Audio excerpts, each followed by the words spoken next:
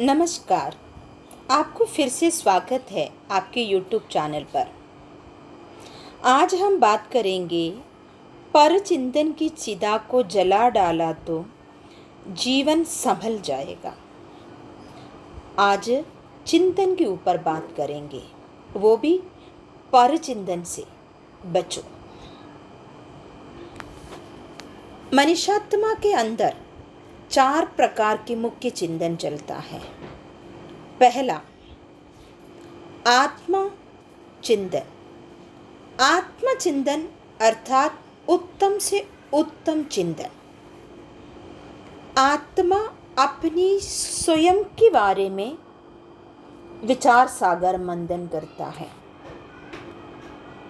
आत्मा की हित की चिंता करता है तो उस चिंतन से उसको सुख की प्राप्ति होती है। अर्थात आत्मचिंतन से जीव सुखी होता है। दूसरा चिंतन है शरीर का चिंतन।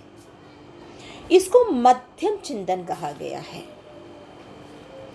अर्थात शरीर का देखभाल करना, रख रखाव रखना, ये शरीर के द्वारा इससे हमें सुख मिलता है। अर्थात शरीर की चिंतन करना, और शरीर का चिंतन करना भी ज़रूरी है। जब तक हमारा शरीर ठीक ठाक नहीं रहेगा तो हम आत्मचिंतन कैसे कर पाएंगे। अर्थात आत्मचिंतन के लिए शरीर का भी स्वस्थ रहना आवश्यक है। अब तीसरा चिंतन हम जानेंगे। आत्मा काम की चिंता करता है। काम की जो चिंतन करता है इसको आत्म चिंतन कहा गया है। काम की चिंता में जीव पाप की कर्म भले ही करते हैं, लेकिन कुछ समय के लिए जीव इंद्रियों के सुख को प्राप्त कर लेते हैं उसके द्वारा भी। लेकिन पर चिंतन अर्थात लास्ट जो चौथा जो चिंतन है पर चिंतन को अतम से अधम चिंतन कहा गया है। अर्थात नीच से नीच चिंतन जो है वो पर चिंतन है, क्योंकि जीव को पर चिंतन से कोई प्राप्ति नहीं होती है। परचिंतन से समय बर्बाद हो जाता है। परचिंतन से नकारात्मकता बढ़ता है। परचिंतन से हमारा चिंतन दूषित हो जाता है। परचिंतन से हमारा चित्त अपवित्र बन जाता है। एक मनुष्य कम से कम 24 घंटे में 60,000 विचार करते हैं। अब सोच के देखो कितनी चिंतन काम की हम करते हैं। 60 भी चिंतन काम की नहीं होता उस 60,000 में से। बाकी सारा चिंतन जो है वो व्यर्थ का चिंतन है, जिसे ना कोई लेना ना कोई देना।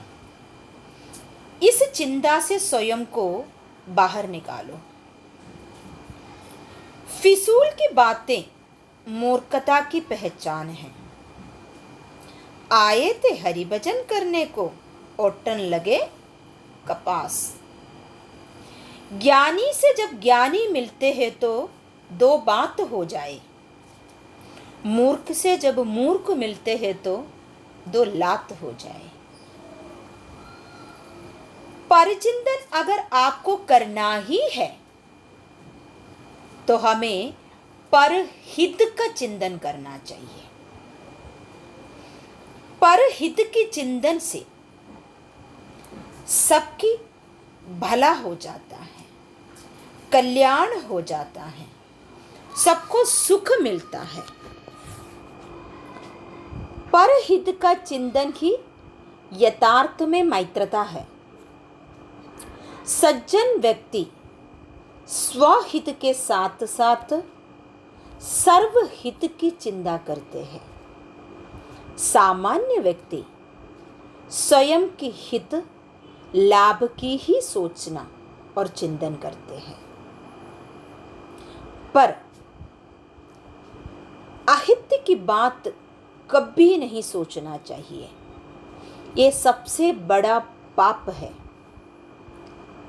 हम मनुष्य को भगवान कितना अच्छी क्वालिटी दिया है सोचने का, और कोई प्राणी ऐसा सोच नहीं सकता। सोचने का गुण सदा उपयोग करो सदुपयोग के लिए। सोचने की शक्ति का कभी भी दुरुपयोग नहीं करना। किसी को दुख ना दो और दूसरों से दुख लो भी मत। अटेंशन रखो। इस चिंतन का स्वयं पर प्रयोग करो, जीवन बदल जाएगी। धन्यवाद।